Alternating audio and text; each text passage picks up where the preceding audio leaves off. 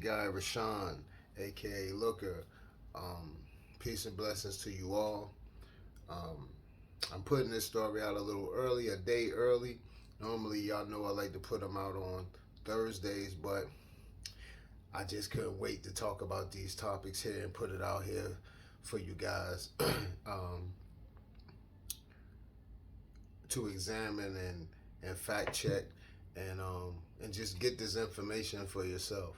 So today is June the 30th, 2021, Wednesday, and we're gonna jump right in. But first, welcome back to all my subscribers and the new subscribers that we have gained. Would like to welcome you to Space Invaders TV channel. Um, real brief. I want to let you guys know this isn't a page about bashing anyone. We don't do any of that here. I state facts. I do my research. I take notes. Um, so a lot of times when you see me, I'm I'm reading my saved notes on the computer, or I have them written down and things of that nature. So this isn't about bashing anybody. It's about just stating the facts about whatever the topics is that I'm talking about, and just getting it out there to everyone and letting everyone digest it and doing their own research on it. You know, and just to give you a little history for the newcomers as well about Space Invaders. I know y'all probably look at the name and say, it's not spelled like space.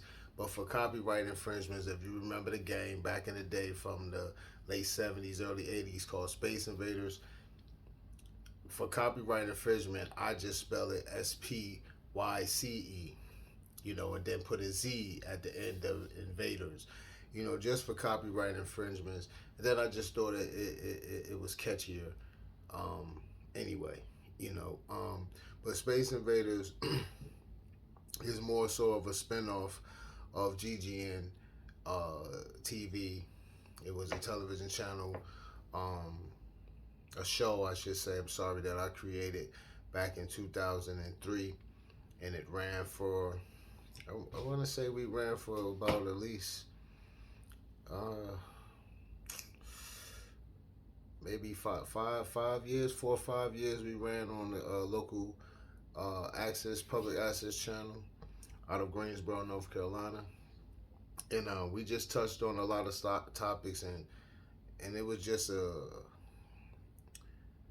show that shine light on anyone local in the community that was doing things on a positive level, and then that later on we branched off and I started doing film, and Space Invaders were always in there.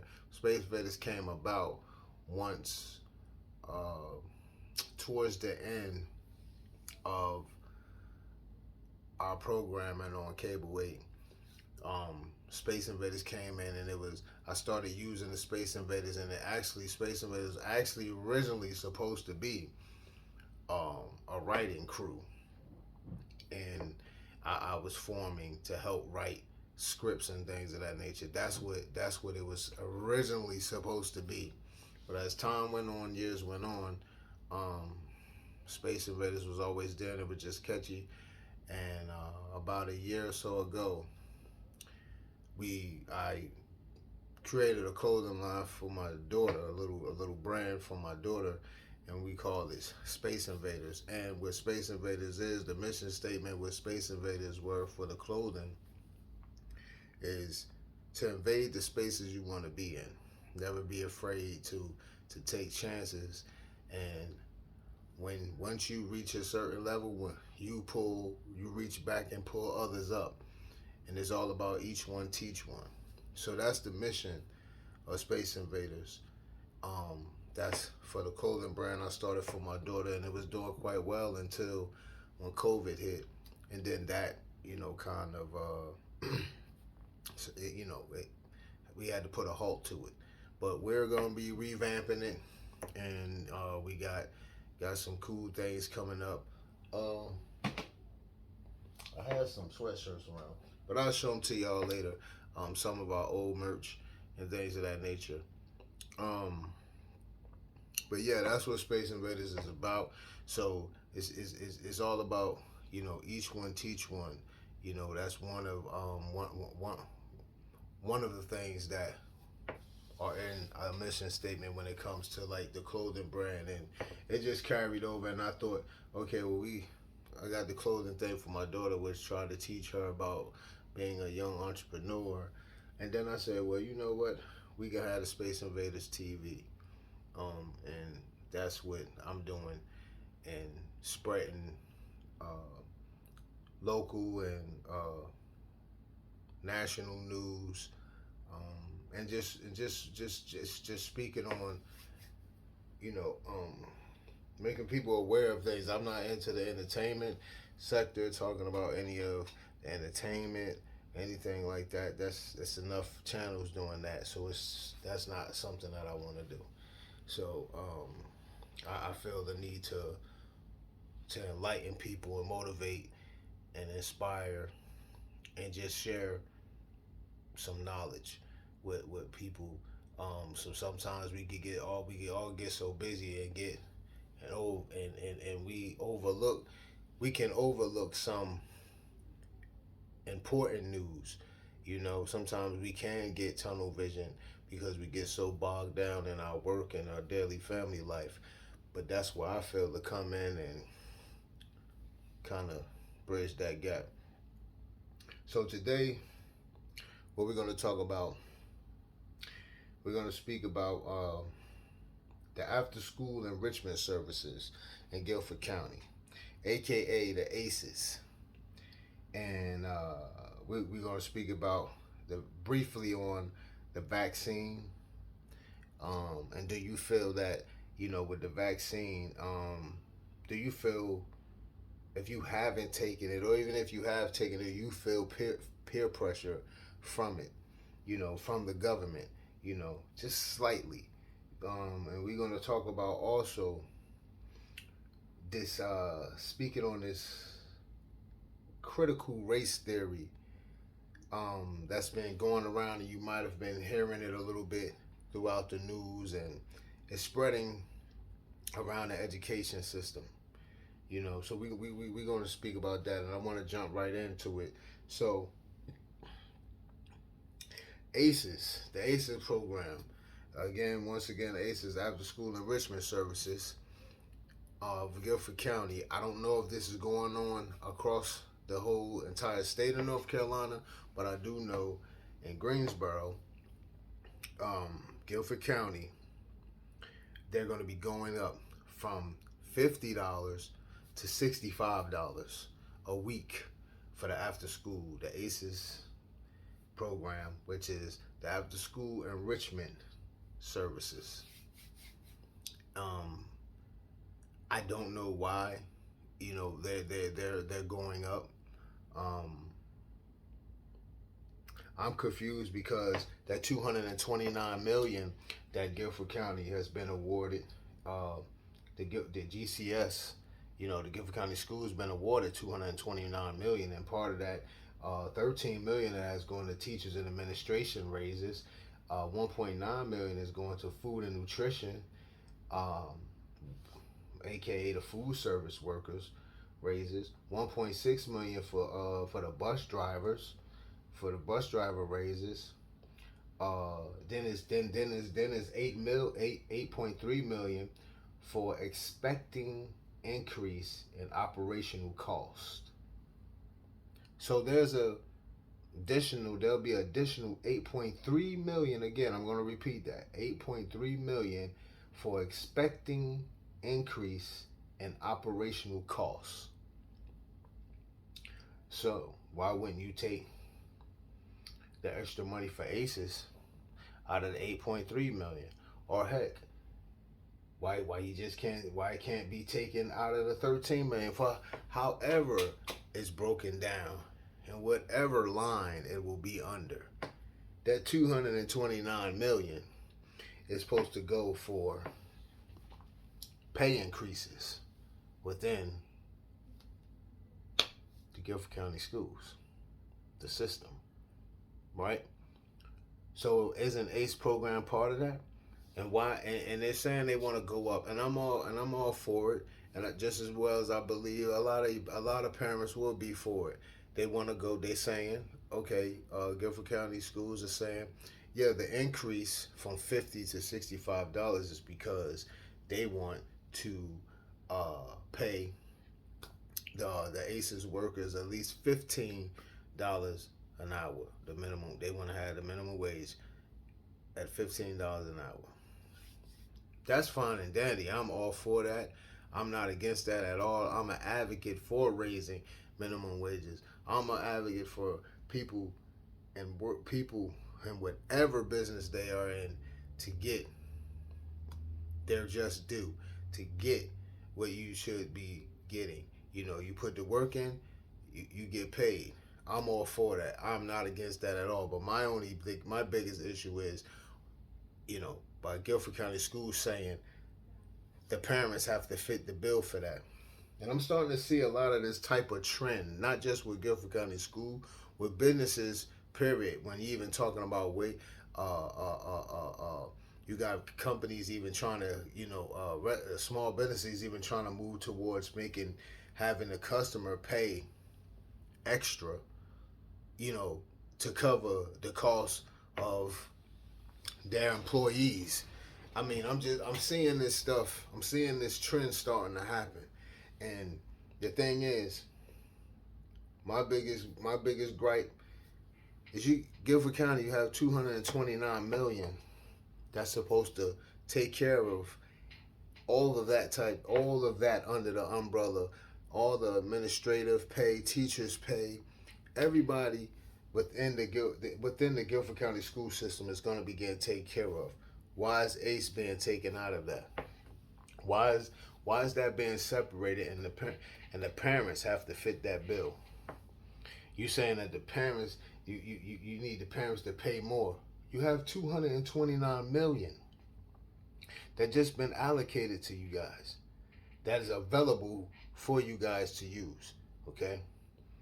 Not only talking about that, we talked last week when I said in total you have $254 million because you had 10.1 million from the 3 schools damaged in a tornado.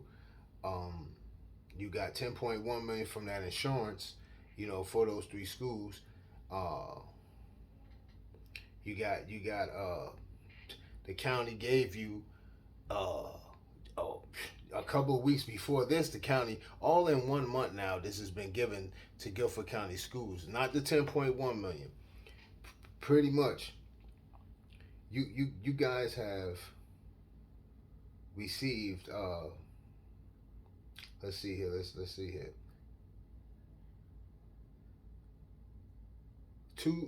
You guys have received like 245 million within 1 month. Within 1 month, you received 245 million in 1 month. Okay, because the Guilford County had awarded you guys 10 million plus another 5. They earmarked another 5 million for the HVAC system. Okay, that's 15 million. Then you got this 229 million, almost 2 to 3 weeks after. So I'm trying to understand, with all of this money that the Guilford County schools have, why are the parents fitting the bill for the ACEs program? Why are the parents coming out of their pocket? And let's be clear here, many parents are still we coming out of the pandemic struggling. You haven't done anything, Sharon Contreras. You haven't done anything that any of us parents know of for these schools. We don't know anything about any repairs. We don't know anything about that. And all I'm saying is, that's a bunch of hogwash right there. Why are parents having to fit the bill? And some may say, oh, that's just, it was originally $50 a week. That's just an extra $15. Okay, it's an extra $15 that Guilford County can fit the bill. Because let's be clear here. let's be clear here on a lot of things. The 254 million that you received, that money didn't just fall out of the sky, okay? Even though if the government cut that check and you know, that's part of the funding that the state of North Carolina has received. Let's be clear here. That is still taxpayers' money. So you mean to tell me that us taxpayers, we're the reason why that money is given to the Guilford, to the school system, and then you still want us to pay on top of that? Sound a little like almost like a double taxation to me. That's not cool. Y'all can pay that. Cause if anything, I'm gonna read this line again right here for you. There's 8.3 million for expecting increase in operational cost.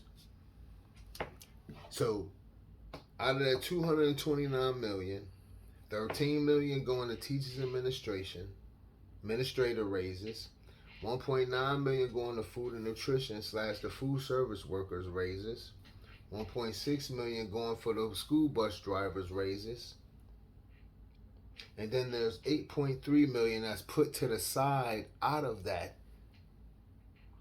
Okay, it's 8.3 million put to the side for expected increase in operational costs. So isn't the after school enrichment services, aka ACEs, isn't that an expected increase? Isn't that an operational cost? Why are the parents spending that? Why are we hearing? Why did that come out? Why did the Guilford County Schools contacting parents and saying this? Why? It's amazing to me. It's amazing. You have the money to go and hire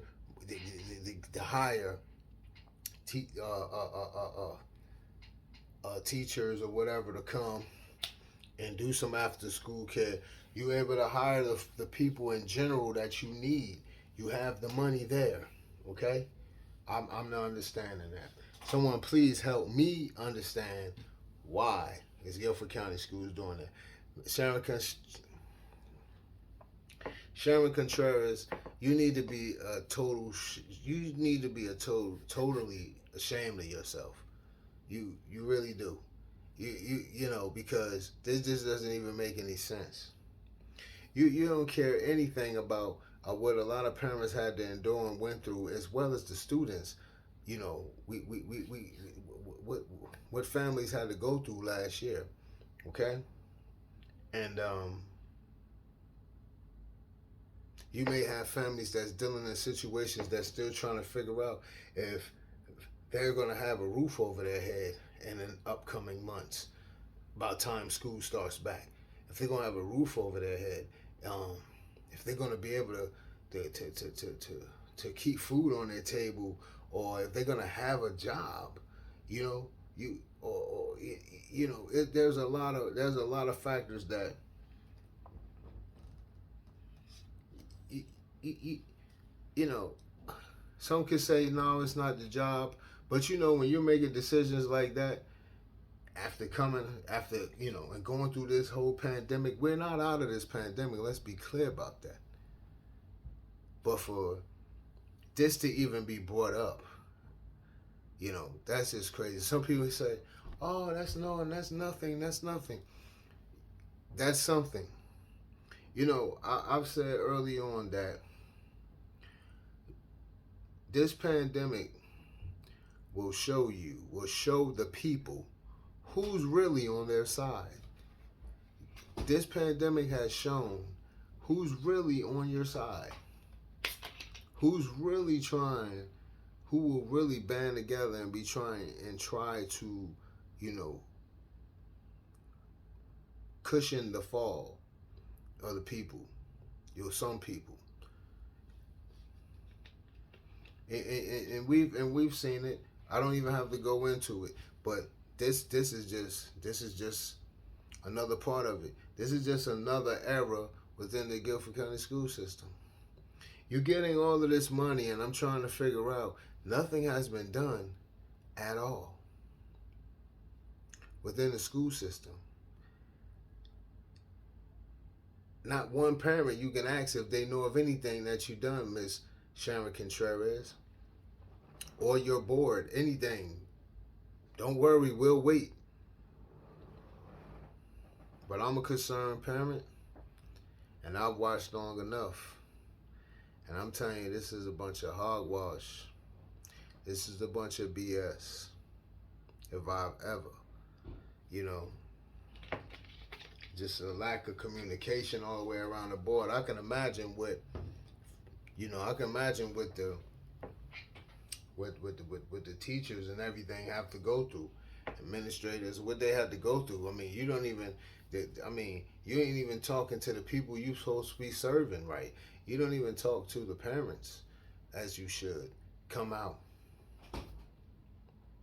and have press conferences as you should to let parents know what's going on. You know what was a shame was the whole 2020 during the pandemic. You were about as silent as a mouse. Didn't hear anything. Only time I had started to hear you pop up again is when you were running for. You had your hat in the ring for Secretary of Education for the Biden administration. And then when Trump said there would be money coming down the pipeline, just like a lot of the states around the country, y'all lined up. Everyone lined up with their hand out. Everyone lined up, and then everyone started yelling, "Oh, we got all these cases of COVID," because everyone knew if they yelled that, they'll get more funding. It's amazing. It was truly amazing. But I will say this. I'm going to stay on top of this whole thing because I'm waiting to see what they're going to do with that money.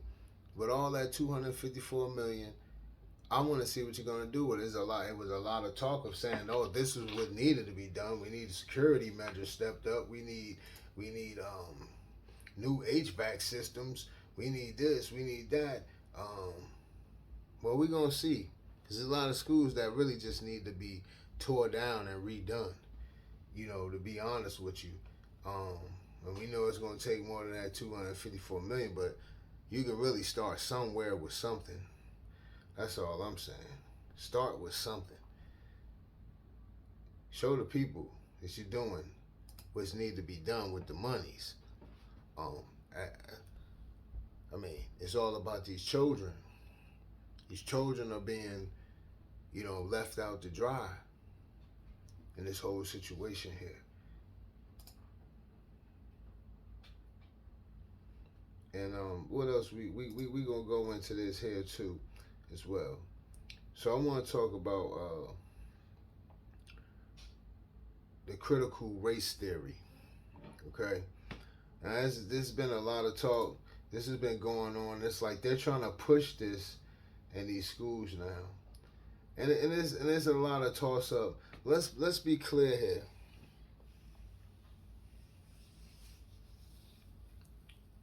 We know that race is an issue. We know we've had those issues. We see the difference in the schools around the country. We all know most of us know the truth. The real what goes on. There's some districts that get more than other districts. In the urban communities, they get less. Right? It's less. It may be more funding come through sometimes, but it doesn't go where it needs to go. Let's say the city gets X amount of dollars. A lot of the money doesn't go to the districts that they need to go to. It goes to the districts that are already well off and already have the best of teachers go. And I can understand some educators may go where they feel comfortable at,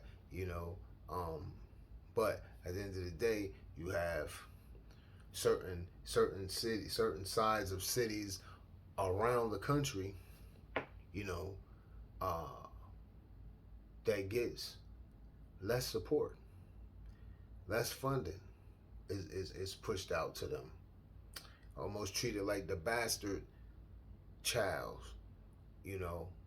Um, so we all know that, and we can't, that can't be denied there, right?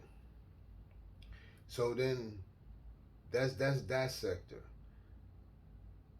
Give me a minute. I'm just trying to click on here, folks. As far as this, so I can break down this race, what is critical theory and everything, because they've been pushing this thing. You've seen small protests like they had here in Guilford County in front of the board of ed. You starting to see these people pop up, and they're really trying to push this thing. It's really trying to, in a sense, we've always known the race thing has been there. But let's not try to bring this into schools today like that. Let's focus on what's at hand here. It's like they're trying to throw a curveball in there to redirect the issue. And the issue is not that. The issue is use the funding that you have and that's provided. Use it for where it needs to be, and let's just stop the BS. Okay? I don't understand how do you think if you have a district that is failing, but you implement a certain type of teaching that ultimately just confuses the student even more.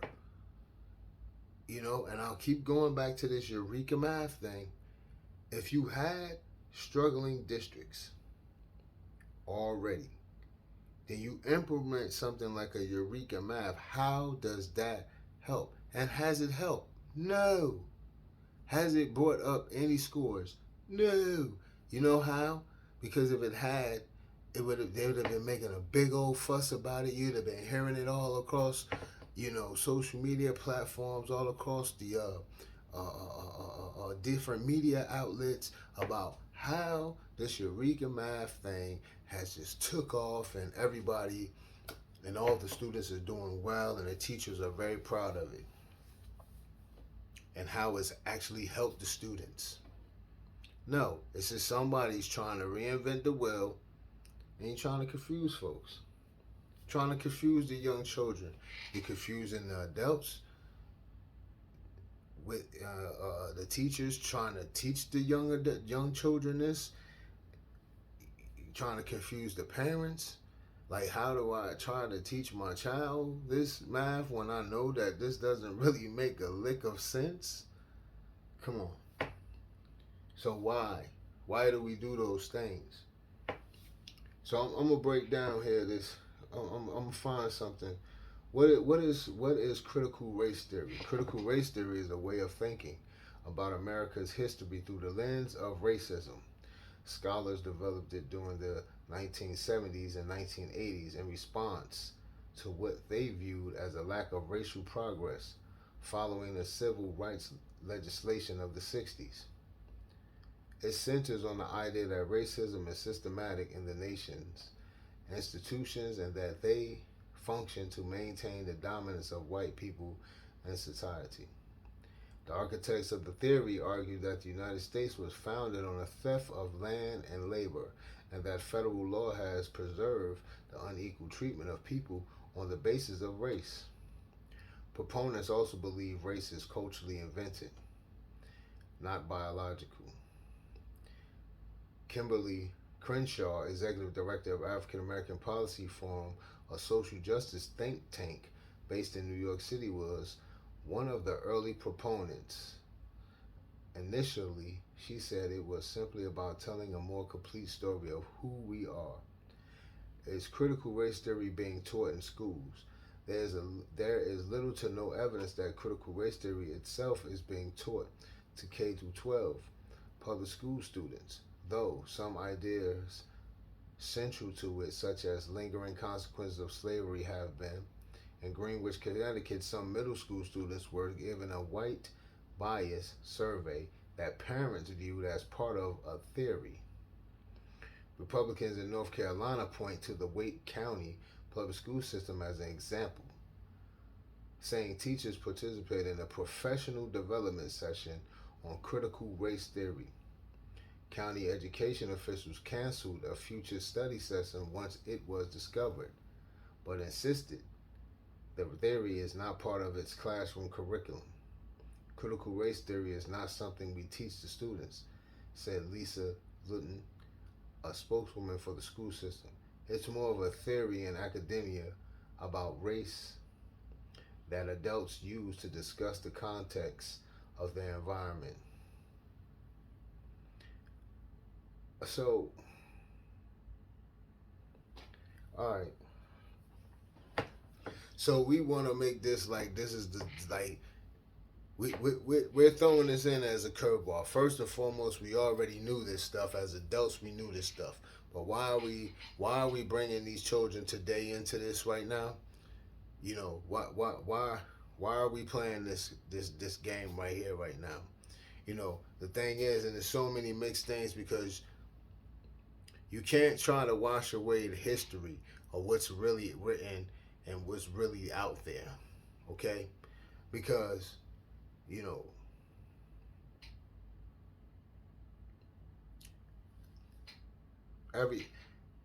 everything, everyone, and everything, every place, and every being has a history. Okay, so we can't wash that away. But let's deal with that as adults and deal with the things that we need to deal with as adults and let these children be children and let these children learn and teach these children and give them the tools as they should. What, like I said last week, teach these children what they need, the skills and things that they need for today, in today's world, to compete in today's world. We talked about coding. We talking about teaching these children about real estate and entrepreneurship, teaching these children about banking, the banking system. Yeah, I mean, teaching these children how to use their hands, you know, to build things. Today's world, today's thinkers, we can't, you know, changing up the academics from what they were to a modern time, because those academics from back in the 60s, 70s, you know, 50s, you know, you see where I'm going. You can't that from yesterday to today, totally different. As I said before, no one ever believed that computers were going to be what it is today. No one believed that. No one knew what uh, technology. That wasn't a word thrown around in the 80s. Technology. You know what I mean? That wasn't a word. What is that? You know, everyone was still using typewriters. That's how you send email. What's an email? You know, what's a text message? You know what I mean? FaceTime. You know, who would have thought a cell phone you can handle all your business through a cell phone? Technology, people, and the children are born into this today. These children of today, this new millennium, they were born into this today. You think about it. Even if you were born in the 80s and you're watching this right now, you were born in the 80s. You weren't born into this technology. It still wasn't prevalent. It was coming, but you know. But if you were born in the 90s, the mid to late 90s, you were born into this technology. You were born into this technology. When I was in school, late in grammar school in the early 80s, when computers were out, IBM, they were just a big white box. That's what it looked like. And all we can do was just, you used the teacher put a floppy disk in, it was a black screen, and all you did was take the mouse and draw shapes. That's all you can do. You couldn't do anything else. It wasn't none of this log online, log on. No. You know, and the computers took stages. Remember, it had the dial up. Remember when you wanted to get online, you would hear the phone trying to dial up to log you on. So it went through phases. This whole thing, and all the while, a lot of lawmakers and everything. I want to pull out a book that is going to let you know that this is where they really didn't know that, or they didn't believe that the computers, this book where I was reading, because I'm an avid reader. This book here, The Fifth Risk, okay? The Fifth Risk by Michael Lewis. And in this book, it talked about the government and pretty much in real time. It talked about the Trump administration, not bashing them or nothing like that. It was just giving like some real facts. They were going around talking to the different departments in government, and they were just going back and they were just talking about various things. But one of the things they talked about was the technology and how nobody believed in the government. Nobody believed like the computer. They didn't believe in that computer age. They thought it was like a phase. Like it's gonna burn out. But it did. It took off. So we have to move up today. We had to move up. We had to start taking an accountability these children. And we got to stop talking. The lawmakers and everything needs to stop the BS and really, really, really tighten up and do what's in the best interest of these children when you talk in education and aligning the children with the best that we can give them. We continue to talk about this country being the greatest country and everything of that nature.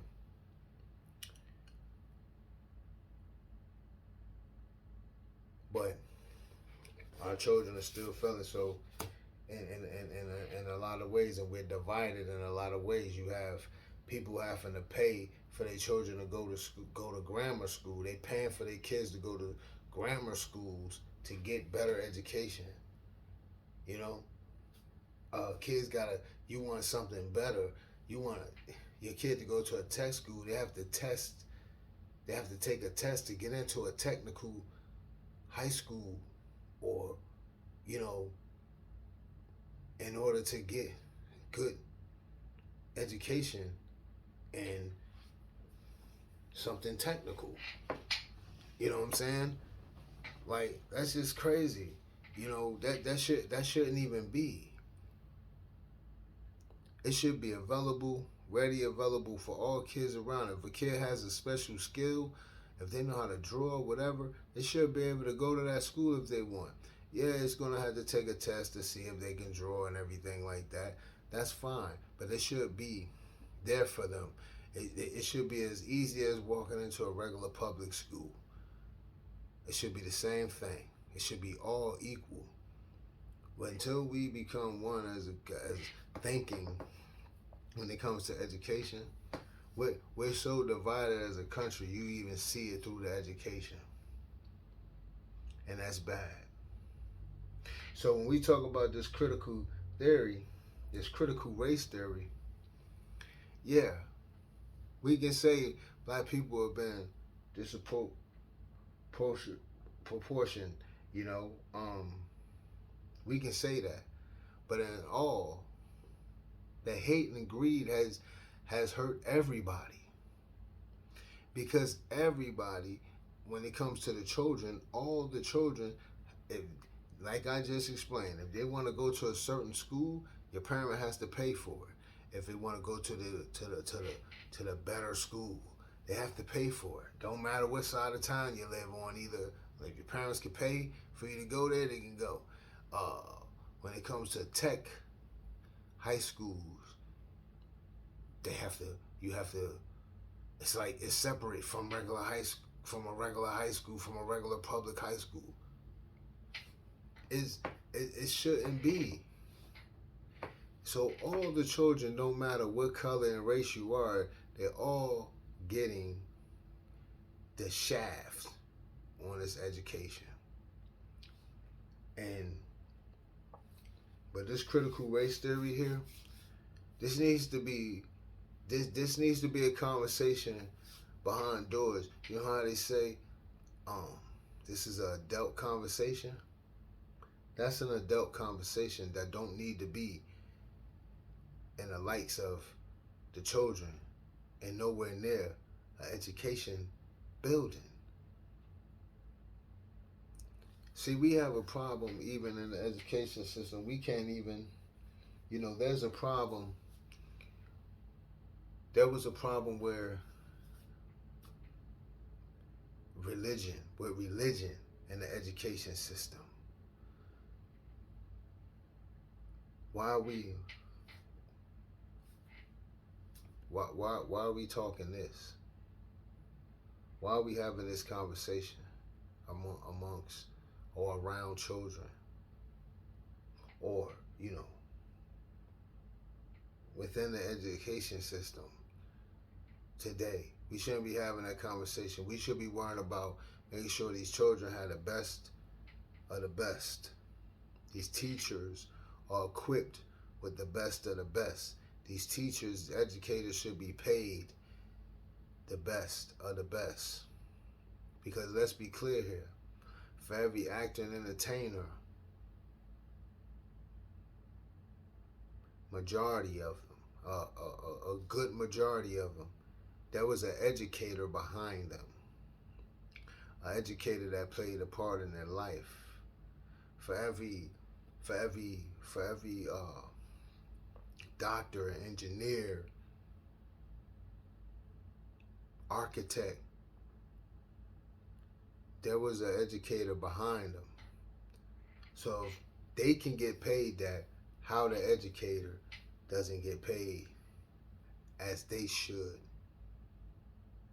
That's the big question. See, there's a divide where we're fighting a lot of the wrong fights. The wrong fights we fight, fights that should be fought, don't even get looked at. See, we're fighting over something bigger. See, you're trying to throw a 52 fake out here with presenting this critical race theory as if none of us, as if, let's just be real, black people always known it's been a big difference with a lot of things. We always knew that ever since integration. A lot of people say integration with blacks in the whites in the school system was wrong. On both sides, people felt that wasn't cool. But at the end of the day, it happened, and we needed to make it work. But what happened was, so many people on both sides was against the integration that a lot of the children came up short. The education system came up short because ones was taken away and ones was denying this, and and that's what messed it up from that point, because a lot of hatred there, which ultimately hurt a lot of kids, and still is today. And now with the things that's going on. We just come out of a pandemic. Children have hadn't had their fair shake. You had children who's missed 2 school years. They've missed 2 school years in the classroom. And we're talking about critical race theory. Are you serious? And then you want to call it, you want to call it critical race theory. That's a cute terminology, okay? You want to mean racism? See, again, we playing these games. See, that's something that doesn't need to be taught. That need to be talked about behind closed doors with adults, not amongst children. That don't need to be that conversation. So why are we trying to have that confusion there? That's all I'm saying. Y'all can chime in. What y'all think about that? I was reading that article about the critical race theory from AP. APnews.com. Also, when I was talking about the let's go here. Let me get back to my notes, y'all. Also, when you heard me talking about the pay increase or whatever for the ACES program, that I wanna make sure I get y'all the right where I actually got that from.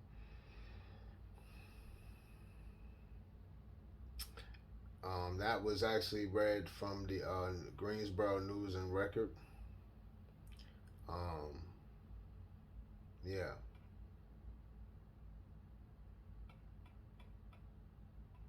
Let me see here. We go back. Just going back to some things, y'all. Trying to make sure. No, correction. Let me get that right. That actually didn't come from. Trying to get it right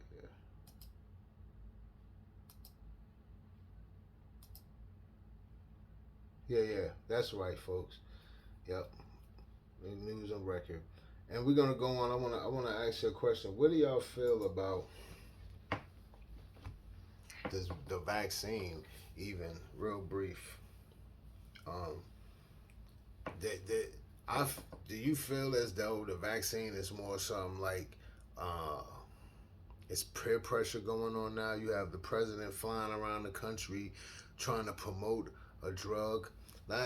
Why are we promoting and pushing people to use a drug? If people are not going to use it, they're not going to use it. States have already declined to receive more of the vaccine because folks weren't coming out. Enough folks weren't coming out. So why is the big push for the vaccine? If the numbers are down, why are we steady pushing? That's like peer pressure, you know? Anytime you talked about peer pressure, the number one thing with peer pressure was drugs. People being peer pressured to use drugs. And here we are, I feel like you're watching the government peer pressure you to take drugs in a settled way. It's not coming at you hard like that, but in a settled way to force people. Then you have them throwing things and dangling carrots in front of people and saying, hey, if you get the vaccine, we'll give you XYZ. You know, they're giving out gifts to take a vaccine. I heard someone say months ago, if you get the vaccine, we'll give you a 6-pack of beer and tickets to something. And I'm like, what? Like, so so you're gonna give somebody beer for taking a vaccine? Okay. That was quite interesting to me. But what are y'all thoughts on that? Better yet, what are your thoughts on everything that we just spoke about here? The increase from $50 to $65 a week for the ACES program. What are your thoughts on that? The critical race theory. Uh, that's a more cleaner term, but really, to me, to be real, is racism. But what is your thoughts on the critical race theory? Um, and what is your thoughts on the vaccine? How do you feel? Do you think it's a slight peer pressure? Um, because flying around the country, and I know Biden was just here in Carolina a week ago. Uh, Last week around the 20s, what was it? Somewhere around last Thursday or Wednesday, what was it, like the 22nd of June, 23rd of June, sometime. Like he was in North Carolina trying to get people to take the vaccine. I'm confused. But what's your guys' thoughts? Again, that's my time. I'm your guy, Rashawn. This is Space Invaders TV here on YouTube. Make sure you tell a friend and tell a friend. Subscribe to the page. Share it around. This is a channel that's for the people. It's not about bashing anybody, talking down on anybody, calling anybody names. It's about just stating the facts, sharing information, motivating, inspiring, and just each one teach one here. If you want to drop a comment, drop a comment. I mean, this is a free speech. It's all respect here. Free speech. Drop your comments. Tell me what you think. Tell me what you may have found. In fact, check me if I was wrong on anything, or if you believe I was wrong. Healthy dialogue here. Healthy conversation here. That's what this channel is about. For the adults, the minded folks, or the ones that want to keep their minds open and free with new thoughts. This is what this page is about. This channel. I always say page. This channel. Once again, I'm your guy Rashawn, aka Looker. This is Space Invaders TV. Talk to you guys next week.